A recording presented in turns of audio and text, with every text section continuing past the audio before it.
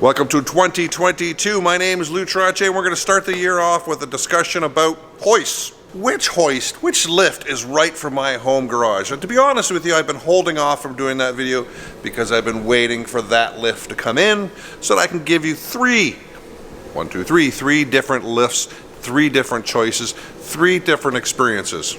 All right, we're going to start off with the 4-post storage lift because, you know, it's the most obvious choice. Is it the right choice? I don't know. But let's start off with some specifications on it, and then we'll talk about what it's good at, what it's bad at, and then we'll move on to the rest of the hoists. At the end, we'll do a summary. Overall length, 175 inches, 14.5 feet, or 4.4 meters. Width, approximately 8.6 feet, or 2.6 meters. And of course, don't forget to add a foot for the power pack. 6 feet or 1.8 meters to the top of the ramp. And obviously add your height of your vehicle to the lift height and you have your ceiling clearance. In North America, this lift uses a standard household voltage of 110. Time to lift was 2 minutes and 16 seconds. Drop time, 56 seconds.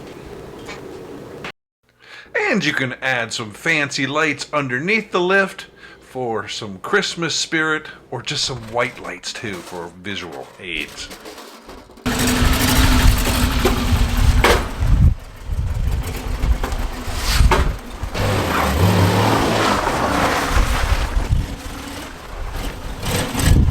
Now most of these lifts include drip trays for cars that leak so they don't leak onto the car below. Great idea. And I almost forgot, they also include this lifting tray. You can put jacks in it or axle stands, and it slides front to back. Alternatively, you can also add one of these hydraulic lift jacks, but they're pretty pricey. So what is this lift really good for? Well, look at this. You can do any kind of fluid service, exhaust work, perfect for that. Interior work, under the hood work, great. What's not so great is when you have to do any kind of service to the suspension or brakes on your car. Quite simply, getting the car up in the air using a jack, well, it's quite simply, it's a pain in the butt. It is doable, it's just time consuming. Skill level for this style hoist, dead simple. Just drive on it.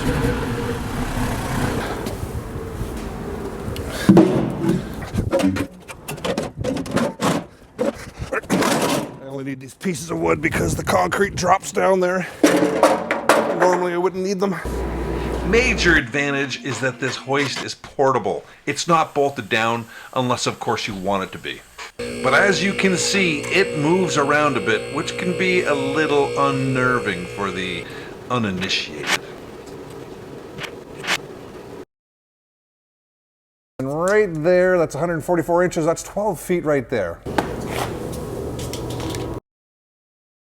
All these hoists are a little bit different, but they all include these little lift extenders. These commercial lifts require 220 volts, thus they get up a lot faster.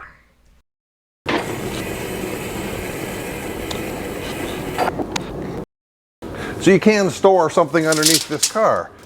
Now, you don't have the same amount of room as you have over there. Basically, I've got 5 feet right to there.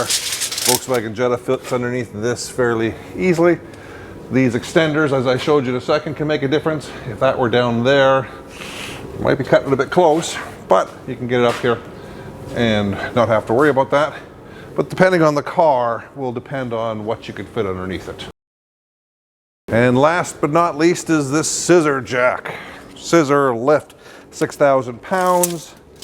To the bottom of the base plate there is 42 inches. The reason I like this lift, the reason I chose this lift for this here, is it essentially has no footprint. If you can fit a car in the garage, you can fit one of these in. These are a lot easier to service on. If you're doing any kind of wheel service, you can easily get there.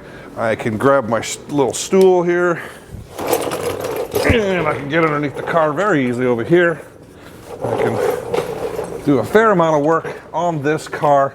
No, I can't store a car underneath it, obviously, but if you're a do-it-yourselfer and you don't need car storage, this might be the one for you. Now, as with any lift, you got to be really quite cautious on how you're doing this stuff because, hey, you can have a car fall off a lift. For example, where I've got this hoist sitting on here right now, it's a little bit too far forward, but I don't have an engine in the car right now. So before I go and put the engine back in this car, I'm going to have to shift all this back and balance the weight properly so that I don't have a tippy two sort of thing. If I put the engine in lift, it might go off backwards.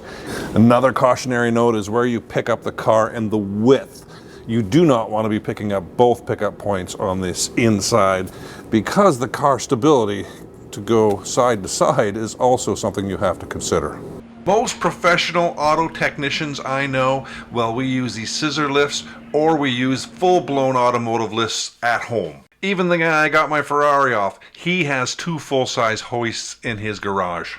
So does that mean professionals don't use these 4-post lifts? Well, of course not.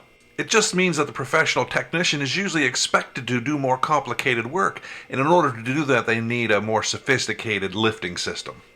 But since this is a video about a home setup that you can store a car underneath, let's focus on our 2 choices only. But wait, I'm saying 2 choices only, but realistically there is more. I've just chosen to exclude them.